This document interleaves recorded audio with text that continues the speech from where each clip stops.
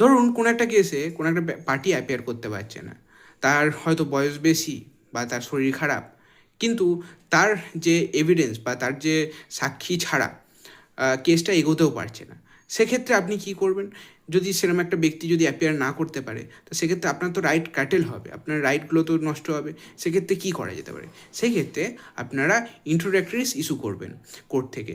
আপনারা প্রথমে কিছু কোয়েশ্চেন ফর্ম করবেন, যে কোয়েশ্চেনগুলোর উত্তর আপনারা চান সেটাকে ইন্ট্রোডাক্টরিসের ফরম্যাটে লিখে সেটাকে কোর্টকে দেবেন, কোর্ট সেটাকে ইস্যু করবে।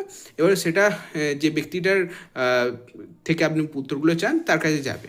এবারে সেই ব্যক্তিটার কাজ হবে সেই প্রশ্নগুলোর উত্তর দেওয়া, উত্তর দিয়ে একটা এফিডেভিটের ফরম্যাটে অ্যান্সারগুলোকে রাইট ডাউন করে সেটাকে কোর্টে পুনরায় ফেরত পাঠানো।